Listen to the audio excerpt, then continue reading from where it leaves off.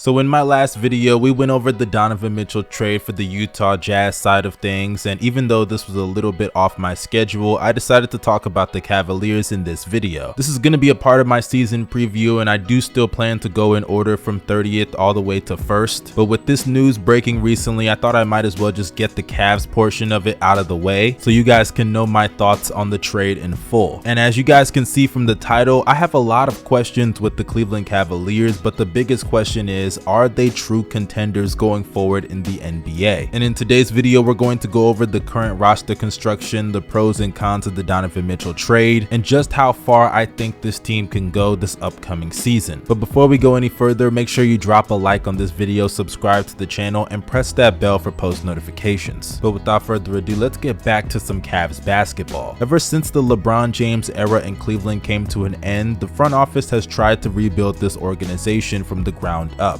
Whether it was by making trades, getting players in the draft, or just nice signings in the offseason, the Cavs have slowly rebuilt their team under the radar, I would say, into one of the better young cores in the league. It started with drafting Colin Sexton and also Darius Garland, making a trade for Jared Allen, and just this past year having rookie Evan Mobley on the team as well. And with just those 4 moves, the Cavs put themselves back in position to be a playoff team, but with the help of injuries, they missed out on the postseason by losing back-to-back play-in games. But despite the disappointing ending, the promise shown throughout the regular season was very good for this roster. Darius Garland took major steps in the right direction, becoming an all-star caliber player and one of the better point guards in the league. Jared Allen, who many people thought the Cavs overpaid, proved his worth as one of the better rim protectors and centers in the league. And Evan Mobley was one of the best rookies in the NBA, especially on the defensive side of the ball, that we've seen in a very long time. And now with the addition of Donovan Mitchell to the team, without having to give up any major pieces on the roster, it's very clear to me that they are a solidified playoff roster. And as I look at how they're constructed with a solidified front court and a solidified back court, it's very clear that the Cavaliers are trying to do something that we haven't seen in quite a while. I mean, it's very rare to see a Twin Towers in the league these days, but then to add it on to arguably the best backcourt in the league with Darius Garland and Donovan Mitchell, the sky truly is the limit for this organization. I could see them actually getting to the finals, or I could see them losing in the first round. That's truly where the range is for this organization's future. Let's start off with their front court. For starters, you have Jared Allen, who was an all-star last year. Replacement or not, he earned that selection. And on the defensive side of the ball, that's really where he made his presence known. He was always seen as a very good rim protector, but the steps that he took last year were truly incredible for somebody at that stage in his career. He was a great post defender, good shot blocker, nice help defender, and of course he's still one of the better rebounders in the league, averaging over 10 boards a game. And offensively, even though he's not going to go out there and create for himself in the post like Joel Embiid, he's still a very good lob threat, a nice screen setter, a good roll man. And when you have 2 guards like Donovan Mitchell and Darius Garland who excel in the pick and roll game, I think his value offensively is only going to get higher. And I think that next season he's going to take strides towards becoming an all-defensive team player and potentially even an all-NBA team member, depending on how the Cavaliers match up with their record. But in the front court alongside with him, that's where you have Evan Mobley, who helps fill in some of the gaps in Jared Allen's game. Mobley is not the perfect player, and I think to an extent some people are overrating him a little bit, but I do love what I've seen from the young big man. Defensively, that's really where his strengths lie for the most part, as he's a very good and mobile big on the perimeter. He's able to keep up with some guards and wings due to his lateral quickness, and because of his length, he's a very good help defender, good weak side shot blocker, which leads to him being a huge positive on the defensive side of the ball, especially next to Jared Allen. And offensively, even though he is not an excellent scorer, he can put the ball on the floor a little bit, he can be a threat in the pick and roll, and he's a really nice passer for somebody at his position. I think there are still some holes on his offensive game. I would like to see him become a better screen setter, because you have 2 great pick and roll ball handlers, so that would be a huge boost towards their offense. And if he can get that down along with becoming a better roller as well, I think that would just be perfect. As a jump shooter, it's not like he needs to grow a consistent jump shot. We've seen other great power forwards and bigs in the league become dominant without that, but on a team like this that is going to need some of that spacing, as they are over reliant on their top 4, I think growing that that jump shot to just being league average is going to be very beneficial for this team, and considering that he's not even going to be the number 1 or number 2 option, I think it's going to give him room to grow in all of those weaknesses. He was naturally going to get better due to just being in the league, putting on weight. That was going to help with his rolling ability and his screen setting, but if that jumper really comes along, I mean, we're talking about one of the better two-way players in the league, because defensively I think the sky is the limit for Mobley. We saw last year without Jared Allen, he struggled a little bit on that side of the ball, but that's to be expected. He is a rookie. But as far as his contributions to this team, I'm looking forward to him more than anybody else on this roster. So with a front court like Evan Mobley and Jared Allen, who complement each other on both sides of the ball very well, it's going to be interesting to see what this Twin Towers does to evolve into their next season together. But unlike their front court, who has already played together this past season, their backcourt is quite the opposite, as it is their first time together, that being Donovan Mitchell and Darius Garland. I truly believe that offensively this is a match made in heaven. Garland is one of the better playmakers in the league, and he put that on full display last year. Amazing in the half court transition, good read in the pick and roll, can find the lob threat or finish at the rim with a nice floater. I would like to see him get to the free throw line a little bit more and apply more rim pressure, but despite that, he's still an excellent offensive player, and he's also a really good off-ball scorer as well. He can cut to the basket, he can come off screens, he can spot up, so even when he doesn't have the ball in his hands, he's still going to be very effective playing alongside D Mitch. And in the case of D Mitch, I think D Mitch's problem in Utah was the fact that he had to do the number 1 ball handling responsibility duties all the time for the most part. I mean, they had other guys that could handle the ball like Mike Conley, Bogdanovich, Jordan Clarkson, but those guys are not people that you want consistently with the ball in their hands, because they're not going to put pressure on the defense the way Donovan Mitchell is on a night-to-night basis. But now that he's paired with a guy like Darius Garland, who is easily the best playmaker that he's ever had to play with, I definitely think that's going to be more beneficial towards him on both sides of the ball, and we'll get to the defense in a second. D Mitch is a great pick and roll ball handler, just like Darius Garland is, and having guys like Mobley and Jared Allen, primarily Jared Allen, who's one of the best roll men in the league, I truly do believe we're going to be seeing the best pick and roll games in the NBA with these two as the ball handlers. And just like DG, D Mitch can play off the ball, a good catch and shoot player, can move off screens, and considering that he now has less offensive responsibility, I truly do believe on the defensive side of the ball he is going to play a lot better. And that's the real concern with this backcourt. How are they going to fare defensively? Now, Darius Garland is not known for his defense whatsoever. He's not like a horrendous defender, but he isn't particularly good. But in the case of Donovan Mitchell, I truly do believe he is at least going to be average defensively with the Cavaliers, because coming into the league, D Mitch was actually praised for his defense. That was the selling point with him as a rookie, but just over time he became lazy and even more lazy this past year, letting Jalen Brunson drop 40 pieces on him in the playoffs. But when you look at his build, the guy is 6'1" with a 6'10" wingspan. There really is no excuse why he can't be at least average defensively. I'm not asking him to go out there and be Tony Allen or Chris Paul, but just go out there and don't make your defense worse than it needs to be. And I've seen D Mitch, when he actually puts forth effort defensively, he's actually pretty adequate on that side of the ball, and I think with less offensive responsibility on this team, he should at the very minimum be a neutral defender in this situation. I mean, you have guys like Jared Allen and Evan Mobley protecting the front court, and in some lineups you're going to play with Isaac Okoro on the wing, who's also an adequate defender himself. So with the duo of Darius Garland and Donovan Mitchell in the backcourt, I think it sets up the Cavs to being one of the better perimeter oriented teams in the league, while also being one of the better front court teams in the league as well with Mobley and Jared Allen. But now that brings me to what I think this team will be overall going into next season, and I truly do believe they are going to be one of the better teams in the league. I see them being a top 4 to 5 seed in the Eastern Conference guaranteed, because even though there is a concern with depth and shooting on their team, I still do think they have enough players outside of their top 4 to make up for some of those weaknesses. For starters, on the bench you have Caris LeVert, who I think will play a lot better in the bench role for the Cavaliers next season. You have Ricky Rubio, who can be a nice decision maker for them and run the second unit, and even share some minutes with D Mitch and Darius Garland. We saw last year that Rubio played very well before going down with a season-ending injury, and in the case of Isaac Okoro, I think he's going to fit perfectly because they need that defense on the wing. Now offensively, he isn't the best fit, as because nobody ever guards him on the three-point line anyways. But hey, on those open jumpers from the three-point line, he was shooting league average. I'm just saying, if he can just up those attempts a little bit more and keep that percentage the same, that's good enough for this team considering what they got available. Kevin Love is also still available on the team. I know he's not the best defensively, but he can bring some rebounding off the bench as well as some floor spacing. You could use him in some lineups, especially in the front court. He is going to provide some level of value offensively. Obviously, their depth is not perfect. They could use a backup big. They could use actually a lot of things on their bench, but considering what they have on their bench and what they have in their top four, I think it's still good enough to be one of the better teams in the Eastern Conference that could potentially make it out of the conference. Because at the end of the day, in the playoffs, it always comes down to your star players. And the Cavaliers' top four stars are all players that complement each and every one of them in some way, shape, or form, offensively and defensively. Offensively, Donovan Mitchell and Darius Garland are some of the best players in the league, and they are some of the best pick and roll ball handlers. And guess who their center is? Jared Allen, who's one of the best roll man and lob threats in the league. Both D. Mitch and Darius Garland can play off the ball, so they're not going to have any issue playing with each other. Pause. And on the defensive side of the ball, though D. Mitch and Darius Garland are not great defensive players, you have Mobley and Jared Allen who are great in their own right. They have multiple playmakers who were both in situations where they had too much playmaking responsibilities on their plate, and now they can divide that up amongst each other in DG and D. Mitch. I mean, everything about all these players complements the other in an amazing way, and that's why I'm so intrigued to watch what this team is going to do this upcoming season. And though I said in my last video that the Jazz won the Donovan Mitchell trade, that doesn't mean that the Cavaliers didn't win either. I truly do believe this was a win-win for both teams. Now, do I think that the Cavaliers gave up a lot to get D. Mitch? Absolutely. And if you remember in a video I made a couple months ago about Donovan Mitchell, I even suggested him going to the Cleveland Cavaliers in the first place. So the fit offensively and even defensively, I truly do love with Donovan Mitchell on this team. And if everything works out, we may be seeing them in the NBA Finals at the end of the season. So shout out to Dan Gilbert and the Cavaliers front office for putting together this team, and I truly do think that going forward they are a threat in the Eastern Conference at the bare minimum. But you guys let me know your opinions down below in the comment section on the Cavaliers and their future post Donovan Mitchell trade. Do you think I was wrong or right? Let me know down below in the comment section. This is your boy Young Mustard signing out. You guys stay safe and have a blessed day.